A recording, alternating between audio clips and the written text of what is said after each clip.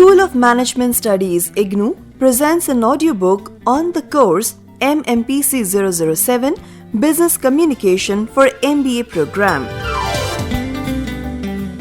Presenting Block 2 Oral Communication at Work, Unit-7 Communication in Meetings, Part-1.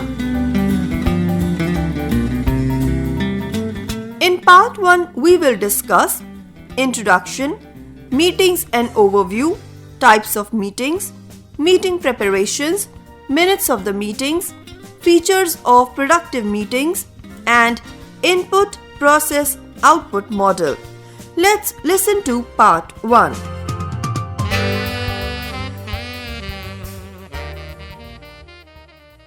Unit 7 Communication in Meetings.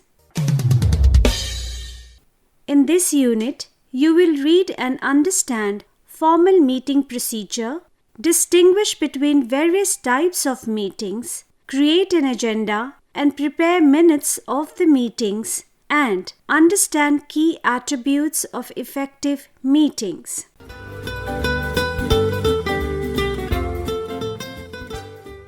Introduction. Meetings are a central form of team communication in organizations. During meetings, leadership is established, goals are shared, and purposes defined. Studies show that poorly run meetings are imprudent, and less than 50% of time spent in meetings is considered effective and useful. They are the major roadblocks that restrict many groups from becoming teams. This extensive misuse of people's time and energy can be prevented if we learn how to better design, run, and participate in meetings.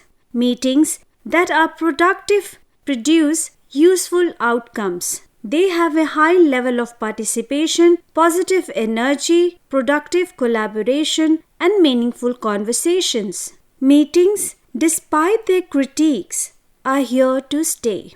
Managers must find ways to make meetings more productive in order for them to run smoothly. This unit focuses on communication in meetings. It discusses the concept and types of meetings and the role of meetings in effective decision making.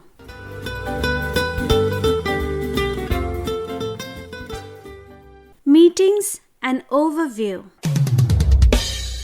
A meeting is a group communication in action around a defined agenda at a set time for an established duration. Essentially designated as a communicative episode, meetings involve framing agenda, establishing participation criteria, channel selection, and establishing the norms of speaking. They can be effective, ineffective, or a complete waste of time. Meetings can occur face-to-face, but post-COVID business houses and industries are turning to video conferencing as it saves cost and time of travel. Regardless of how you come together as a team, group, or committee, you will need to define your purpose in advance with an agenda. Irrespective of the types of meetings, certain objectives are common to all meetings. These are: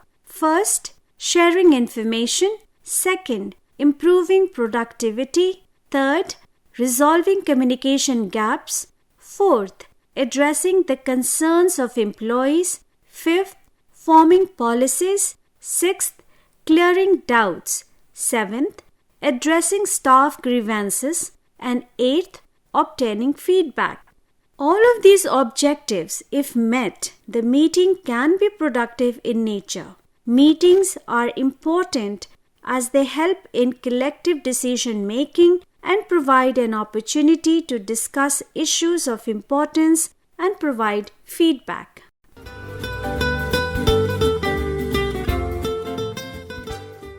Types of meetings. Let us now discuss some major types of meetings which will help us understand the importance of communication in meetings. Meetings are purpose-intensive activities. They can be the daily meeting also known as a stand-up meeting, is a gathering of people who work on the same project with a common goal and make decisions informally by general agreement. The weekly or monthly meetings, where members work on different but parallel projects and where there is a competitive element and a greater likelihood that the chairperson will make the final decision. The occasional, infrequent, or special project meetings are composed of people whose normal jobs do not bring them together and whose work has little or no relationship to the others. They are only united by the project. The meeting exists to promote and motivate the project's success. Despite the fact that actual voting is uncommon, each member effectively has a veto. The first of these three types of meetings, workforce type, is probably the most common. Surprisingly, it is also the most likely to succeed. Operational imperatives usually ensure that it is brief, and the participants' previous experience of working together ensures that communication is good. The other two types are entirely different issues. In these meetings, all kinds of human cross-currents can throw the discussion off track, and mistakes in psychology and technique on the chairperson's part can undermine the meeting's goals. Furthermore, these meetings are likely to bring together the most senior members of the organization and result in decisions that have a significant impact on the organization's efficiency, prosperity, and even survival.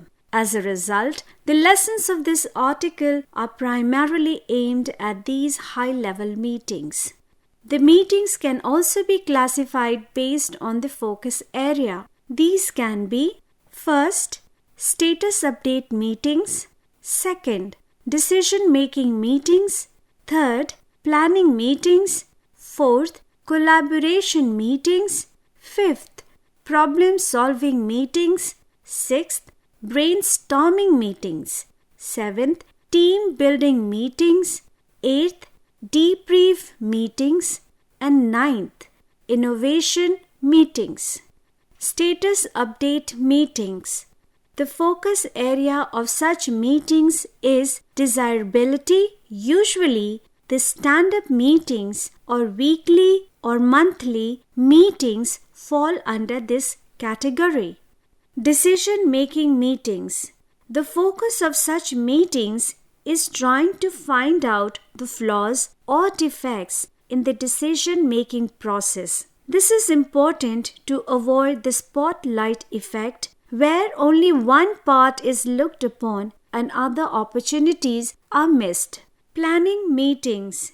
As the name suggests, these meetings are based on the plan of action, that is, what, when, how, where a particular decision is to be made and implemented. This requires the plan to be known to the participants who will be a part of the implementation process. Collaboration meetings. The focus of these meetings is trying to achieve a common goal. For example, collaborating for a marketing campaign where collaboration is done with all the relevant documents and technological know-how at a place. Problem-solving meetings. The focus of these meetings is to analyze the cause of the problem and try to solve the issues. These are convened usually during emergencies when a situation needs a solution. Brainstorming meetings. Such meetings are informal in nature and have a friendly atmosphere. In such meetings, every participant feels that he or she can contribute even though the idea may not work.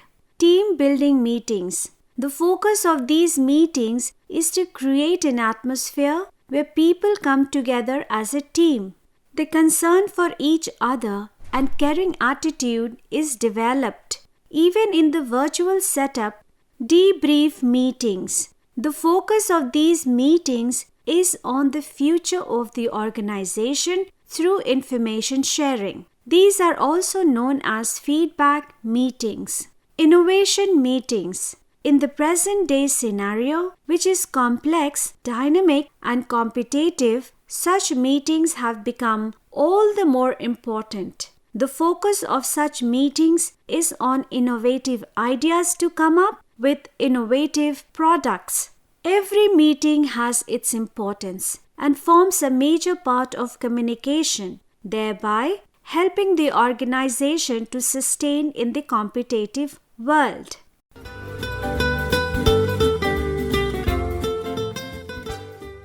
Meeting preparations. The ability to work and communicate effectively in groups is a skill. How you perform in meetings provides a clue to how competent you are and how ready you are to assume responsibility, work in teams, and solve problems. Meetings have one or more purposes, which may be to review progress, assign responsibilities, make decisions, etc. A large part of what makes a meeting successful occurs in the preparation phase. Poor planning and mismanagement may turn meetings into a waste of time. Hence, pre-preparation can help participants make the best possible use of everyone's time. Although meetings differ by department or unit, there are 7 key accountabilities expected of chairs or team leaders before a meeting takes place. Each is explained in detail below. First, clarity of purpose and aims. Every meeting is called with a purpose. A clearly stated purpose highlights the key decisions that must be made or actions that must occur at the meeting. The purpose of a meeting should be stated at the top of the meeting agenda at least 2 days before the meeting. The purpose should be specific and to the point, like: first, identify priority goals for next year. Second, examine and update product launch criteria. Third, decide how to promote a certain product. Second, create an agenda.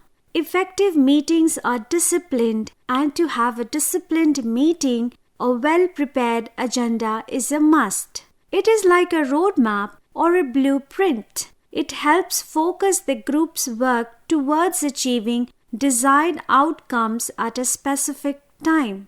Good agenda items provide focus and structure for a meeting. For a well-drafted agenda, create a committee to help the chair decide the items. This can also be done by sending out a call for agenda items before the meeting. Third, schedule the meeting. Making a list of attendees is only a part of the process while planning a meeting. From the time of approaching attendees for seeking their availability until scheduling a meeting. From the time of approaching attendees for seeking their availability until scheduling a meeting, calendars can fill up quickly. To reduce turnaround time, it is advisable doing some pre-work. It necessitates selecting essential people who must attend. When asking for meeting times, try to be as clear and concise as possible, eliminating any ambiguity or assumptions. Next, it involves either scheduling or notifying them of the meeting schedule and location. A meeting site can be chosen once an ideal day and time have been agreed upon. A grid can be prepared. Establish at what time the meeting will begin and end. If the meetings are long, include a short 10 to 15 minutes break in between. Fourth, share agenda. Distributing the agenda ahead of time helps participants to prepare questions and formulate opinions. There are legal bindings too for posting meeting agendas on time. Every agenda should be accompanied with a clear cover letter stating the objective of the meeting and expected outcomes. Fifth, circulate additional information. Provide enough information before meeting so that people come with a general familiarity with the issues to be discussed in the meeting. It will be a good idea to share URLs if possible. People have a tendency to ignore long and detailed content. Share information in a second outline. Sixth, location. Ensure that the room or location is complementing the kind of environment you prefer for the meeting. Room arrangements can make a big difference in how well a meeting goes or does not go. Most important is that participants can see and hear each other. The seating arrangement should be such that the interaction enhances the flow of information and ideas rather than create communication barriers.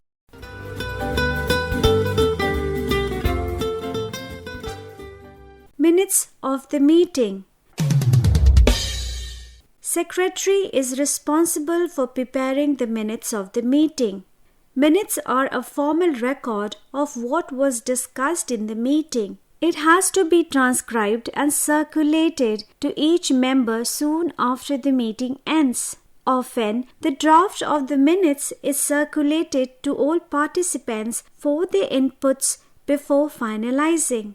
Once ratified, minutes serves as a reference for the decision made and form a base for further action. Minutes are formal documents, hence they should be written in the formal style. The tone used in writing minutes should be neutral. It demands a high level of accuracy, objectivity, and concreteness. General opinion, hearsay, and informal talks cannot be the part of the minutes. To maintain an impersonal, neutral tone and maintain objectivity, minutes are written in the past tense and passive voice. Minutes use reporting verbs like said, stated, illustrated, explained, suggested, etc. To conclude, the minutes of the meeting are important documents and a high degree of seriousness is required while drafting them.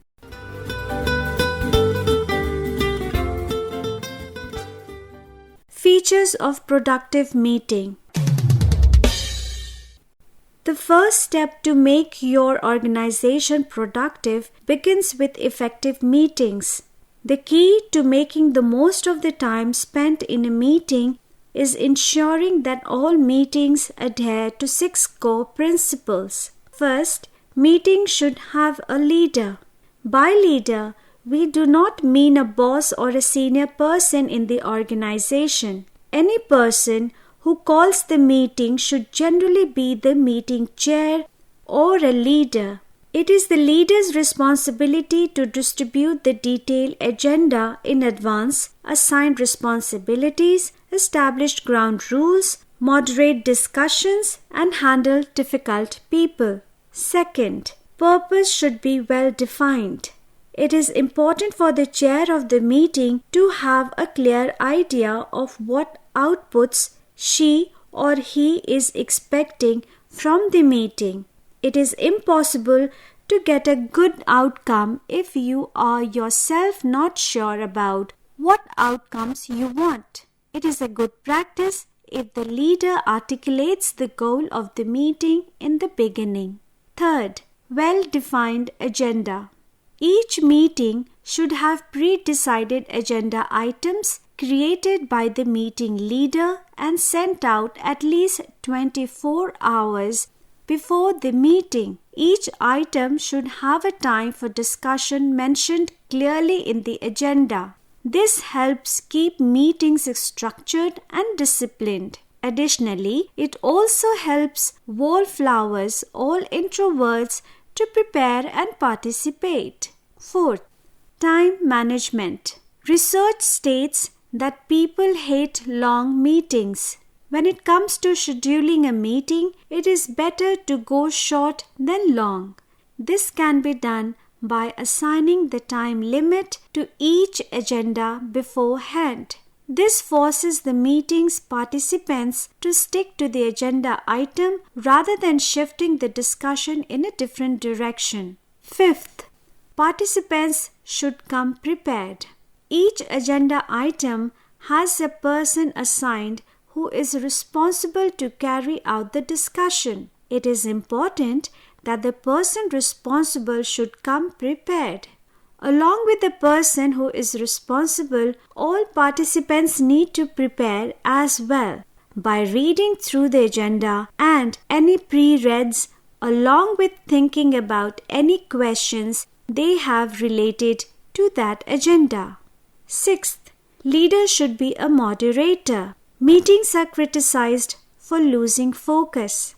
People start checking their mobile phones, emails, etc., start talking with each other, or even bring the discussion out of track by talking on irrelevant issues, etc. The meeting leader needs to address these issues as they come up. She or he needs to redirect conversations when they go off track and ensure people follow the ground rules of the meeting. Features of successful meetings. First, time plays an important role. Start and end the meetings on time. Second, remember all opinions are valid. Third, avoid side conversations. Fourth, don't encourage anything unrelated to the agenda. Fifth, avoid commotion. Sixth, issues discussed should remain in the room, that is, maintaining confidentiality.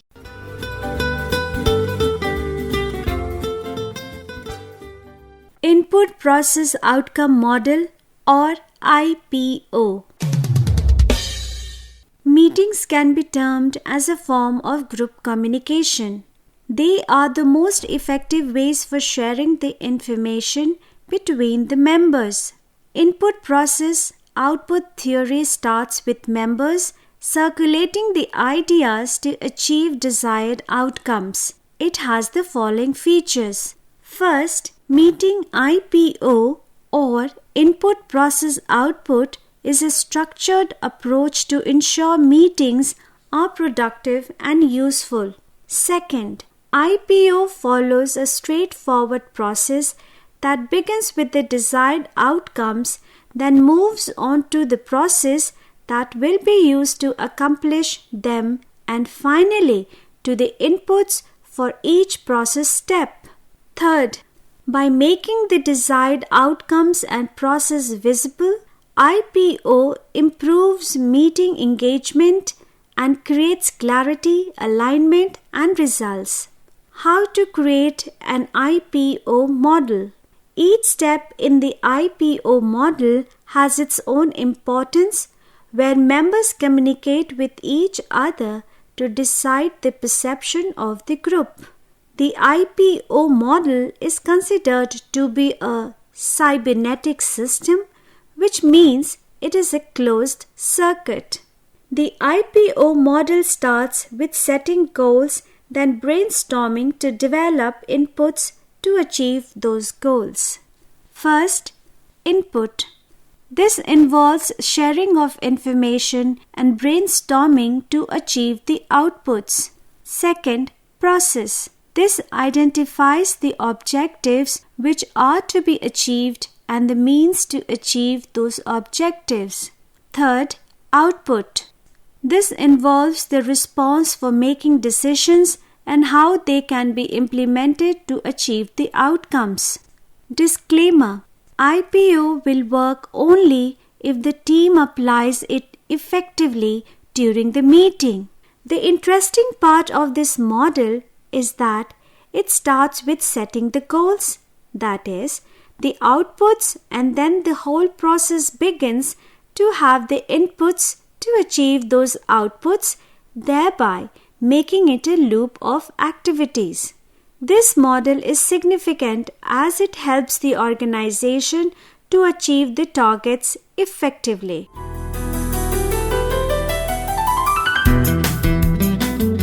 You are listening to audiobook by School of Management Studies IGNOU for MBA program.